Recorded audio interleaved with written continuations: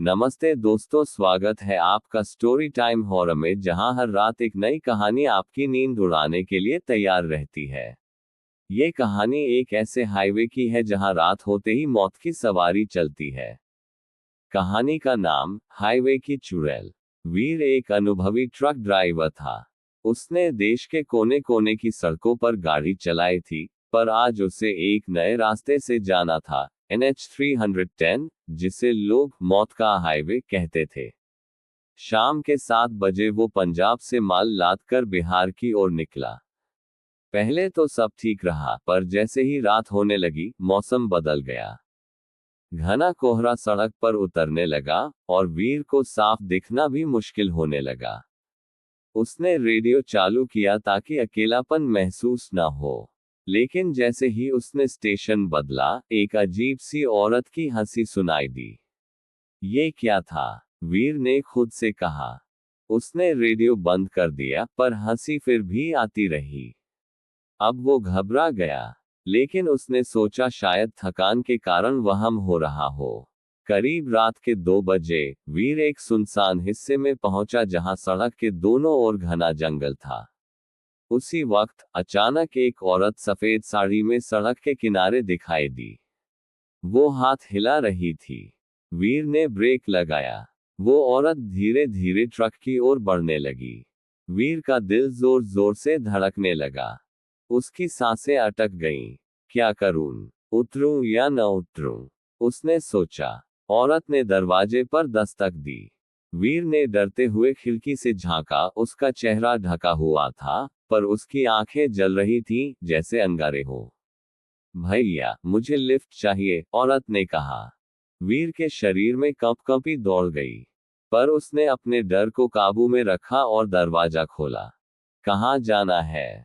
आगे, जहां सब खत्म हो जाता है। ये सुनकर वीर का दिल बैठ गया, पर वो सोचता रहा शायद कोई परेशान महिला है। उसने उसे बैठा लिया। जैसे ही औरत ट्रक में बैठी, ट्रक अपने आप चालू हो गया। वीर ने तो चाबी भी नहीं घुमाई थी। अब वीर डर गया था, पर उसने कुछ नहीं कहा। रास्ता बेहद अजीब हो गया था। वो बार बार वही पेड़ और वही मोड़ देख रहा था। हम घूम क्यों रहे हैं? उसने पूछा। औरत मुस्कराई। तू जहां से चला था, वहीं पहुंचेगा। हमेशा वहीं। तभी वीर को महसूस हुआ कि उसका शरीर सुन्न हो रहा है। औरत ने उसकी ओर देखा, और अब उसका चेहरा साफ था, नीला पड़ चुका था, आंखों से खून बह रहा था, और उसके दांत नुकीले थे। अब तू मेरा है, तू इस हाईवे का हिस्सा बन चुका है। वीर चिल्लाया। नहीं, मुझे जाने दो। पर ट्रक की स्पीड बढ़ती गई।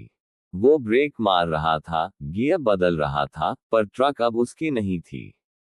आखिरी बार जब किसी ने वीर का ट्रक देखा, वो एक पेड़ से टकरा चुका था। ट्रक जल रहा था, पर उसमें कोई ड्राइवर नहीं था। लोग कहते हैं, आज भी उस वक्त के आसपास कोई नया ड्राइवर वहां से गुजरता है तो एक औरत हाथ हिलाती है, और जो रुक जाता है, वो कभी वापस नहीं आता।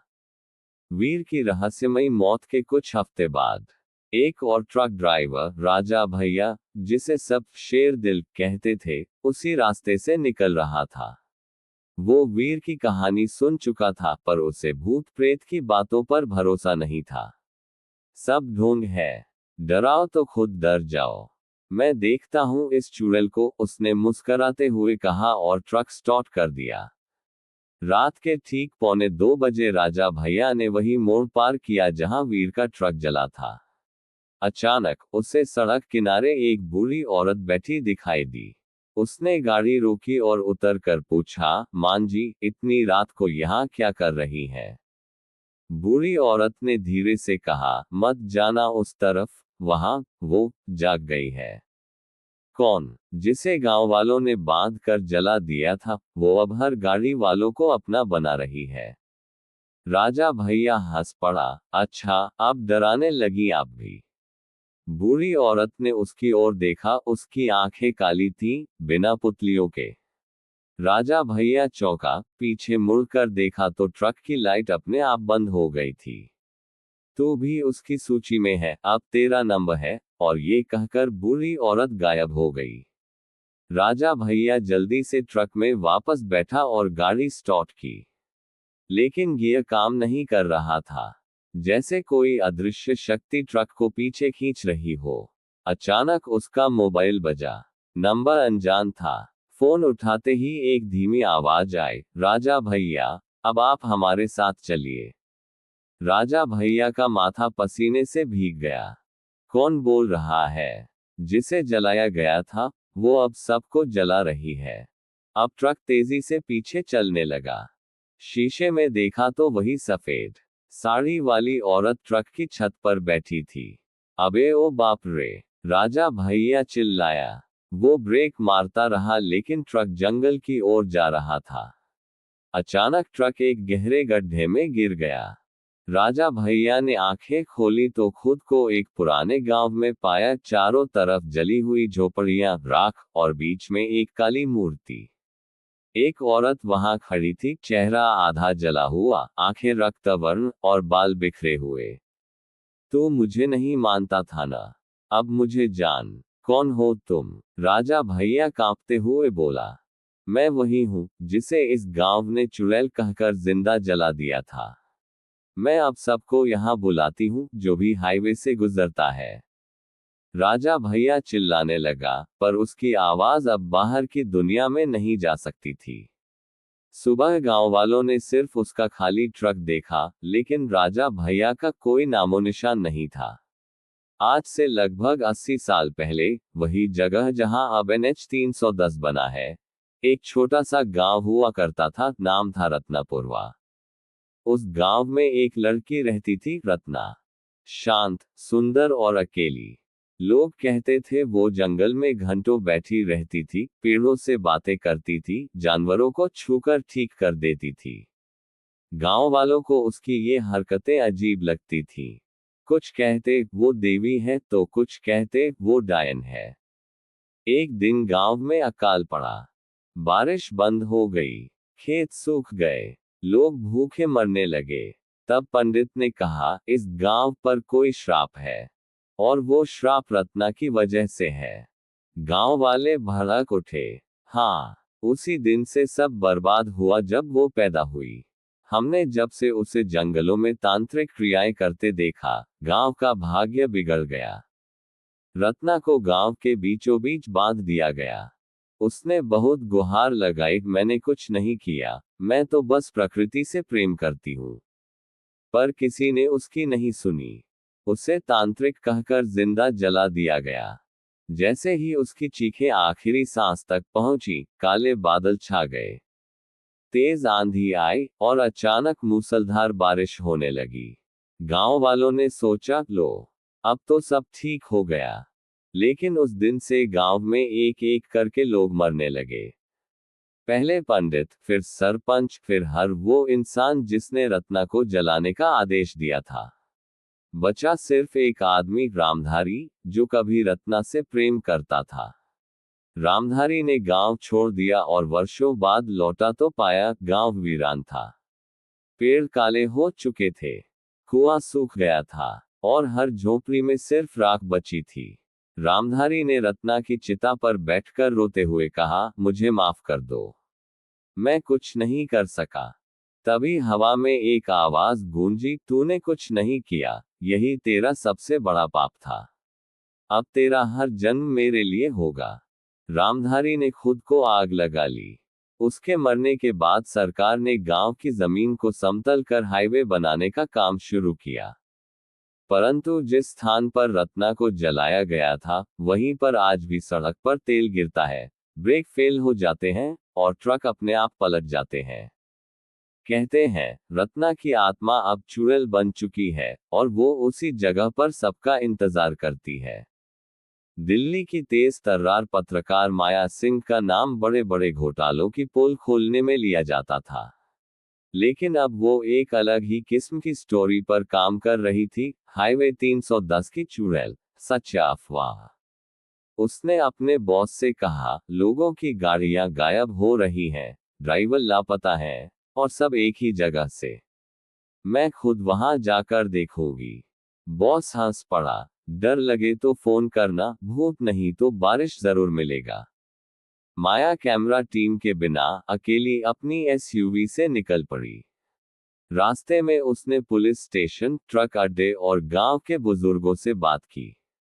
सबका जवाब एक जैसा था, रात के 2 बजे मत जाना उस मोड़ से, बेटी। वहां कोई और ही राज है। माया को अंधविश्वास पर यकीन नहीं था। उसने उसी रात 2 बजे उस मोड़ से गुजरने का प्लान बनाया। एसयूवी में कैमरा सेट कर दिया, माइक्रोफोन चालू और जीपीएस ऑन कर दिया। रात के ठीक 1:58 बजे माया उस बदनाम मोड़ पर पहुंची। सड़क सुनसान थी, कोहरा गहरा हो गया था, और तभी सामने सड़क के किनारे एक लड़की खड़ी दिखाई दी। सफेद साड़ी, खुले बाल, चेहरा झुका हुआ। माया ने कैमरा जूम किया, मिल गई।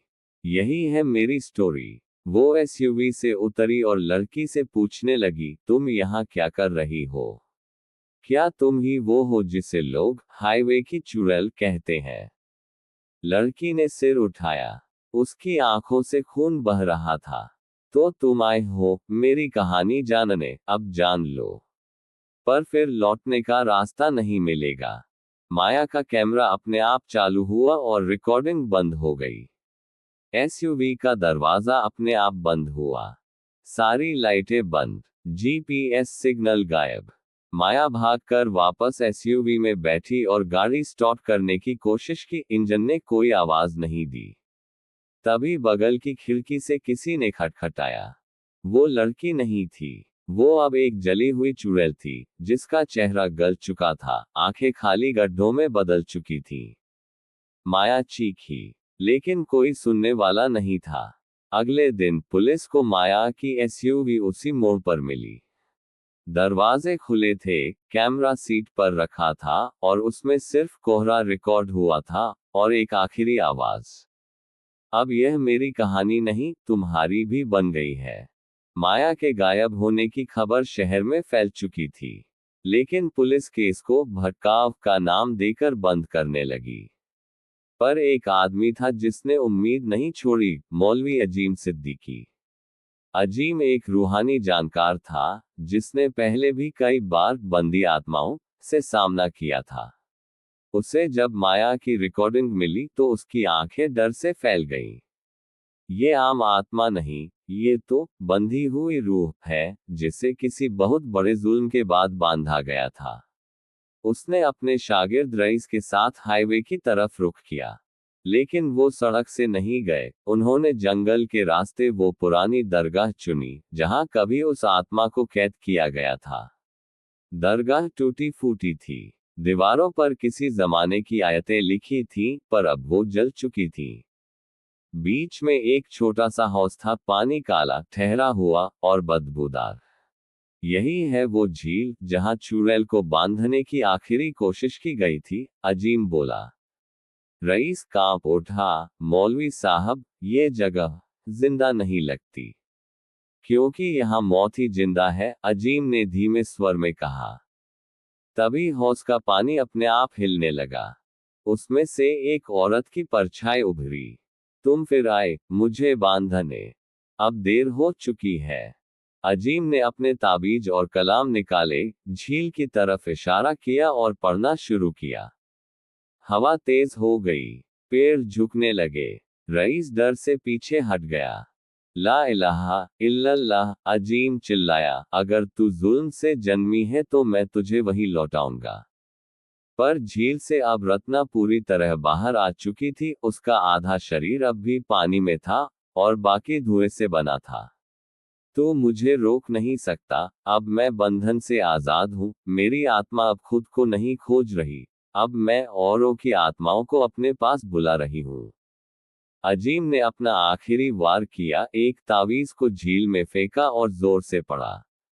बिस्मिल्लाह, रूह बंद। झील में विस्फोट सा हुआ, पानी ऊपर उठा और फिर शांत हो गया।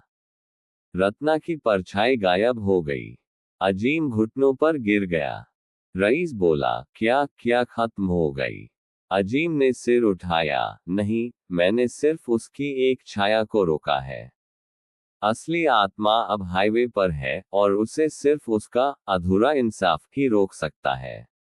उस रात जब अजीम मौलवी और रईस दरगाह से लौटे, उसी वक्त एक और अजनबी हाईवे 310 से गुजर रहा था। उसका नाम था विक्रम चौहान, एक लेखक जो डरावनी कहानियां लिखता था। वो रतनपुरवा की घटनाओं के बारे में सुन चुका था और अपनी नई किताब के लिए उसी जगह की सच्चाई जानने निकला था। अगर वहां सच में कोई आत्मा है, उसने खुद से कहा, तो मैं उससे खुद मिलना चाहता हूं। रात के 2:03 बजे जैसे ही विक्रम उस मोड़ पर पहुंचा, अचानक उसका रेडियो चालू हो गया। उसमें एक पुराना गाना बजने लगा। लागा चुनरी में दाग, छुपाऊं कैसे। विक्रम चौंका, ये तो मैंने कभी डाउनलोड नहीं किया।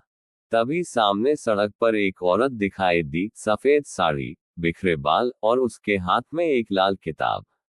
विक्रम ने गाड़ी रोकी और धीरे धीरे बाहर निकला। तुम कौन हो? उसने पूछा। मैं वही हूं जिसकी कहानी तुम लिखने आए हो। विक्रम की सांसें तेज हो गईं। रत्ना। औरत ने किताब उसकी तरफ बढ़ाई। अगर मेरी कहानी लिखनी है तो सच लिखना, वरना तेरा अंत भी अधूरा होगा। विक्रम ने किताब खोली, उसमें खून से लिखा हुआ था। मुझे जलाया गया क्योंकि मैं औरत थी। मेरी सजा मेरा गुनाह नहीं था। मैं रूह नहीं, इंसाफ हूं। अचानक सब कुछ गायब हो गया। रत्ना, कोहरा, संगीत। विक्रम अब खुद को उसी जले हुए गांव में खड़ा पाया। चारों ओर राख और अधजली झोपड़ियां। क्या क्या ये सपना है? उसने खुद से पूछा। तभी एक बूढ़ा आदमी सामने आया, चेहरा जला हुआ, एक आंख गायब। तू जानना चाहता है न कि वो क्यों मारी गई? हाँ, विक्रम बोला। बूढ़ा आदमी बोला, क्योंकि वो जिंदा थी और हम सब अंदर से मरे हुए। बूढ़ा गायब हो गया। अब विक्रम के सामने रत्ना खड़ी थी, पर इस बार वो चुड़ैल नहीं थी। वो वही सुंदर, शांत लड़की थी जो कभी जंगल में जानवरों की देखभाल करती थी। अगर तू चाहता है कि मेरी आत्मा मुक्त हो, उसने कहा, तो मेरी कहानी दुनिया को सच सच बता। मैं वादा करता हूं, विक्रम बोला। रत्ना मुस्कराई। तो जा, लिख, पर याद रख, अगर झूठ लिखा तो अगला अध्याय तेरा आखिरी होगा। अगली सुबह विक्रम बेहोश हालत में अपने होटल के कमरे में मिला। हाथ में वही लाल किताब थी और उस पर लिखा था, अब तेरी कलम मेरी आवाज है। विक्रम चौहान की किताब रत्ना, हाईवे की रूह, बेस्टसेलर बन चुकी थी। न्यूज चैनल, अखबार, सोशल मीडिया, हर जगह उसी की चर्चा थी। लोग कह रहे थे, विक्रम ने भूतों को इंसान बना दिया। पर एक इंसान था जो बहुत गुस्से में था। रत्ना की आत्मा। क्योंकि विक्रम ने किताब में वो नहीं लिखा जो उसने देखा।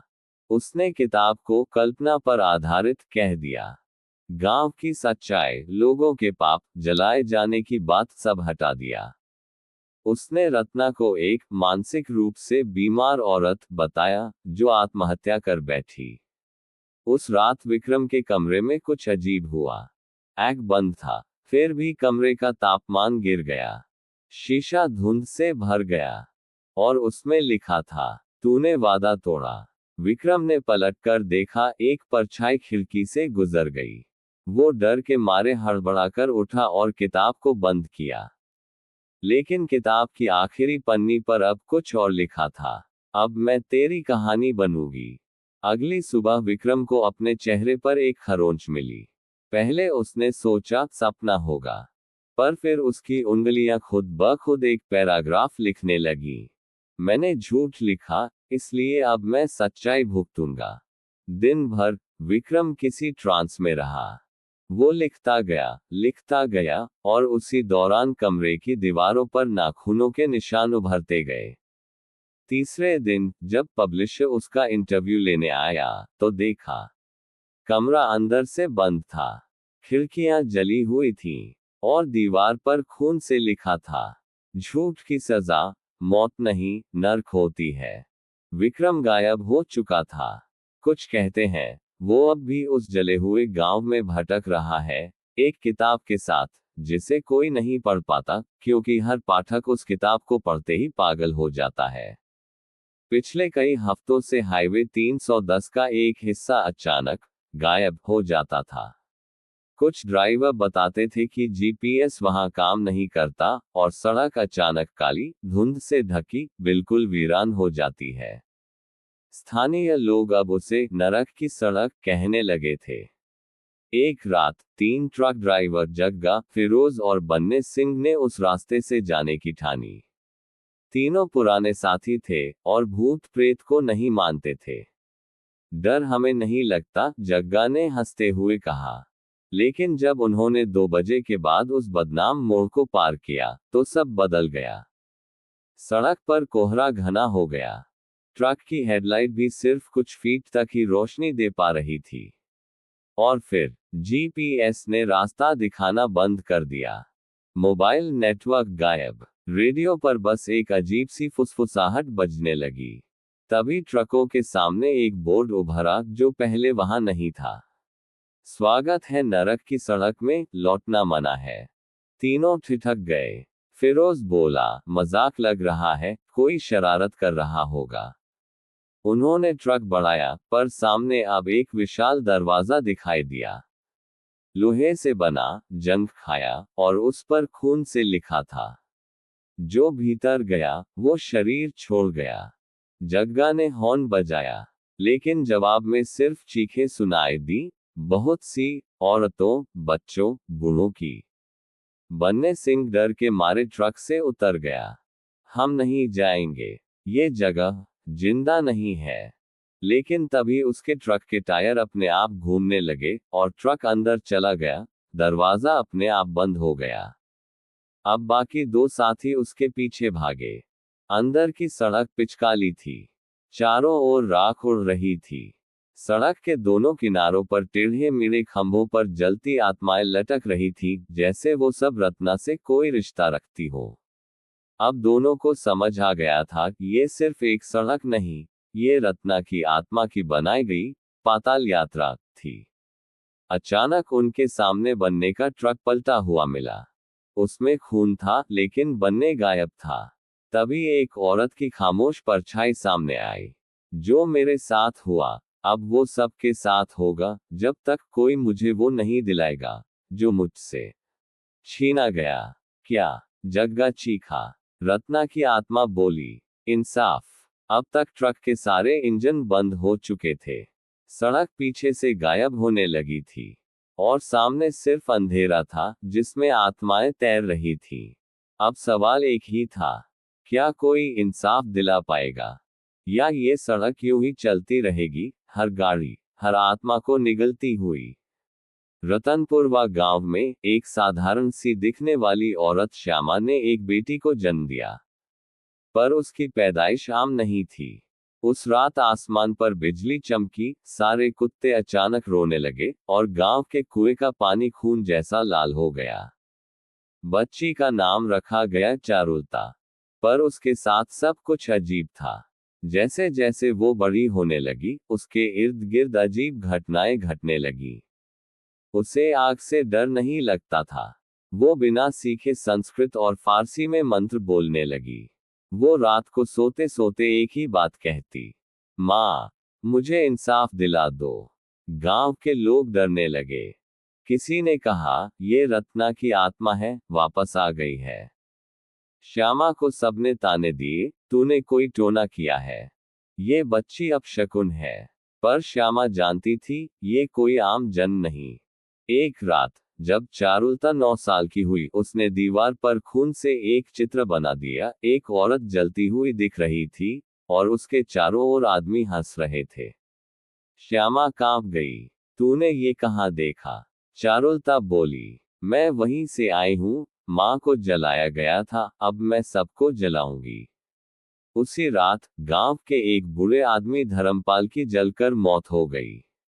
लोग बोले, उसने ही रत्ना के खिलाफ गवाही दी थी। अब गांव में डर बैठ गया। सबको लगने लगा, चुड़ैल की बेटी आ गई है। एक बाबा जी ने कहा, अगर ये बच्ची रत्ना की आत्मा है, तो इसका जन्म सिर्फ एक काम के लिए हुआ है, इंसाफ का अधूरा चक्र पूरा करना। श्यामा ने चारुलता से पूछा, क्या तू चुड़ैल है? चारुलता मुस्कराई, नहीं माँ, मैं तो सिर्फ अधूरी कहानी का आखिरी पन्ना हूँ। अब धीरे धीरे हाईवे 310 पर हादसे रुकने लगे। क्यों? क्योंकि रत्ना की आत्मा अब सुकून में थी, वो अब अपने नए रूप में लौट आई थी। पर सुकून का मतलब शांति नहीं। चारुलता अब 13 साल की हो चुकी थी। उसकी आंखों में एक सन्नाटा था जो किसी बुरी आत्मा जैसा लगता था। गांव में कोई उसकी तरफ सीधा नहीं देखता और स्कूल वाले उसे भूतनी कहकर चिढ़ाते थे। पर उन्हें क्या पता, वो सिर्फ एक जन्म की नहीं, 7 जन्मों की चुड़ैल थी। हर रात जब वो सोती, एक अलग सपना आता। पहला सपना, वो एक साध्वी थी जो मंदिर में पूजा करती थी। गांव वालों ने उसे जादूगरनी कहकर जिंदा जला दिया। दूसरा सपना, वो एक वैद्या थी जिसने एक जमींदार की बीमार बेटी को ठीक किया, पर जमींदार ने उसकी इज्जत लूटने की कोशिश की। जब उसने मना किया, उसे तालाब में डुबो दिया गया। तीसरा सपना, वो एक मुस्लिम तांत्रिक औरत थी जिसने एक राजा के पुत्र को बचाया, पर फिर राजा ने उसे काली शक्तियों वाली घोषित कर फांसी पर चढ़ा दिया। हर सपना उसके भीतर की आग को और भड़का देता। अब वो सिर्फ इंसाफ नहीं चाहती थी, वो दुनिया को उसकी गलती का एहसास दिलाना चाहती थी। एक रात गांव में 7 जगह आग लग गई। हर वो घर जला जहां उसके पिछले जन्मों के कातिलों की संतानें रहती थीं। लोग समझ गए, अब वो खेल शुरू हो चुका है जिसे कोई रोक नहीं सकता। अब चारुलता बोलने लगी थी उस भाषा में जिसे कोई नहीं समझता था। उसकी किताबें हवा में उड़ने लगती और उसका चेहरा रात में बदलने लगता था, कभी जवान औरत, कभी बूढ़ी, कभी जलती हुई। श्यामा अब डरने लगी थी। क्या मेरी बेटी बची भी है, या वो पूरी तरह रत्ना बन गई है? चारुलता ने एक दिन कहा, माँ, इंसाफ सिर्फ शुरुआत थी, अब हिसाब होगा। गांव के लोग तांत्रिकों को बुलाने लगे, पर कोई उसके घर के पास तक नहीं आता। एक पुराना साधु आया और बोला, ये रत्ना नहीं, ये 7 जन्मों की पीड़ा है। और अब जब तक कोई उसे प्रेम नहीं देगा, ये दुनिया जलती रहेगी। चारुलता अब रात को हाईवे 310 पर अकेली टहलती है। वो रुकती है, गाड़ियों को देखती है, और जिनकी आत्मा गंदी होती है उनका एक्सीडेंट हो जाता है। अब लोग कहते हैं, ये चुड़ैल नहीं, न्याय की देवी है जो आग से जन्मी है और राख को इंसाफ बना रही है। चारुलता अब 18 साल की हो चुकी थी। उसका चेहरा मासूम था, पर उसकी आंखों में सदियों की राख थी। उसे अब अपने 7 जन्म याद आ चुके थे। हर बार दुनिया ने उसे जलाया, कुचला, दबाया, पर अब वो आई थी बचने नहीं, सब खत्म करने। हाईवे 310 अब सिर्फ एक सड़क नहीं था, वो एक जीवित प्रेत था, एक रास्ता जो पापियों को सीधे रत्ना के न्याय की ओर ले जाता। लेकिन एक आत्मा बाकी थी। राजा विक्रांत, उसका 7वां जन्म का अत्याचारी, जो अब एक अमीर नेता के शरीर में जन्मा था। नाम था विक्रम सिंह। चारुलता ने उसकी रैली में जाकर उसे देखा। तेरा चेहरा तो नया है, चारुलता बोली, पर तेरी आत्मा वही सड़ी हुई है। विक्रम सिंह मुस्कुराया, चुड़ैलों को राजनीति से डरना चाहिए। पर उस रात, जब वो हाईवे 310 से गुजरा, सड़क पर सिर्फ चारुलता खड़ी थी। सड़क के दोनों ओर रत्ना, साध्वी, वैद्या, तांत्रिक, दासी, बालिका और वेदुषी, 7 जन्म की आत्माएं खड़ी थी। विक्रम सिंह का ड्राइवर बेहोश हो गया। गाड़ी अपने आप रुकी। चारुलता ने धीरे से कहा, अब तू मेरी आग में नहीं, मेरी आत्मा में जलेगा। विक्रम चीखा, पर अब कोई बचाने वाला नहीं था। आग लगी, पर शरीर नहीं जले। इस बार आत्मा जली, और जब वो जली, तो 1000 और आत्माएं मुक्त हो गईं। दोस्तों, कहानी समाप्त हुई। अगर कहानी पसंद आए तो लाइक, कमेंट और चैनल को सब्सक्राइब करना ना भूलें। धन्यवाद।